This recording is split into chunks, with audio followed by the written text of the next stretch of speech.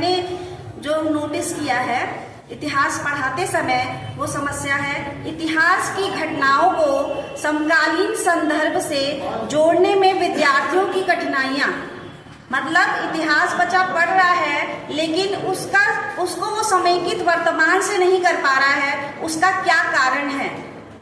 उसका मुख्य कारण ये है कि वो इतिहास को केवल बीता हुआ कल समझकर पढ़ रहा है। वो ये नहीं समझ पा रहा है कि जिस स्थिति में हम आज हैं कहीं ना कहीं वो जो है प्राचीन चीजों से जुड़ा हुआ है।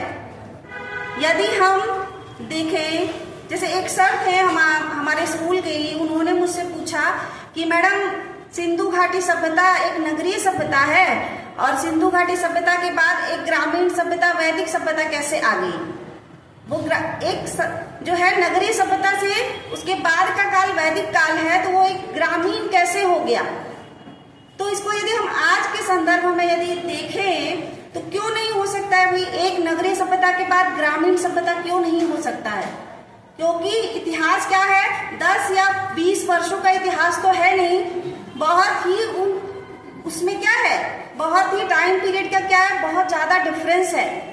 यदि वर्तमान संदर्भ में हम लोग देखें तो दिल्ली जो है वो आज सबसे ज्यादा डेवलप माना जाता है, लेकिन मुझे ऐसा लगता है कि आज से 50 या 60 साल के बाद दिल्ली डेड हो जाएगा। क्यों होगा?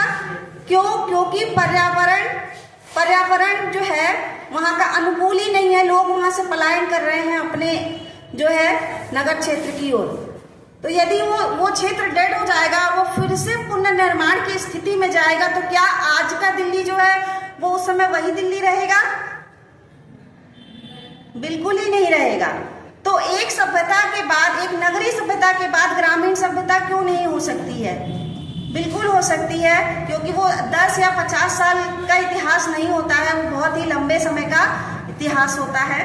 तो मेरी जो समस्या है वो समीकरण की समस्या है कि हम अतीत को वर्तमान से कैसे समेकित कर सकते हैं, कैसे जोड़ करके बच्चों को पढ़ा सकते हैं, ये है। तो इस समस्या के अंतर्गत जो है कारण जो है हमारे समक्ष ये आते हैं पारंपरिक शिक्षण पद्धतियां। हम जा रहे हैं क्लास में, बस व्याख्यान दे रहे हैं कि सिंधु घाटी नगरीय सभ्यता है, उसको दयाराम साहनी ने खोजा, रखालदास बैनर्जी ने खोजा, 1921 में खोजा, 1922 में खोजा। इसके अतिरिक्त जो है चौदड़ो स्थल है, लोथल है, जहाँ से गोदीवाड़ा का साक्ष्य हमें मिला है। बस हम इतना बता रहे हैं बच्चों को और क्लास से निकल जा रहे हैं। क्या हम लोगों ने उसका संबंध वर्तमान के मानचित्र से जोड़ने का प्रयास किया बच्चों को? हमें खुद भी ये सारी चीजें सोचने की जरूरत है। क्या हम वैसा काम वहां पर कर रहे हैं कि बच्चों के समक्ष ये समस्याएं ना उत्पन्न हो? तो हमें बच्चों के साथ साथ अपने जो शिक्षण कौशल है उसमें भी बदलाव लाने की आवश्यकता है कि यदि हम बच्चों को बता रहे हैं, ये मैंने पहले भी यहाँ पे डिस्कशन किया है कि अगर हम बच्चों को कुछ भी पढ़ा रहे हैं तो बिल्कुल मानचित्र के माध्यम से पढ़ाएं। यदि हम किसी ऐसे साइट्स के बारे में बच्चों को बता रहे हैं तो हम वहां पर लेके तो नहीं जा सकते हैं, लेकिन वर्चुअली स्मार्ट क्लास हमारे यहाँ है, उस स्मार्ट क्लास के माध्यम से हम उस बच्चे को जोड़ सकते हैं कि देखो ये जगह ऐसा है, ये जगह ऐसे साक्ष्य मिले हैं हमें। एक जो है अशोककालीन इतिहास पढ़ने के लिए हम लोगों को सबसे प्रमुख जो है उसका अभिलेख है, ऐसा हम लोग मानते हैं। तो क्या उस अभिलेख की जो लिपि है ब्राह्मी लिपि, क्या उस ब्राह्मी लिपि का समीकरण हम लोग आज के देवनागरी लिपि से करने का प्रयत्न किए? हम खुद किए कि नहीं?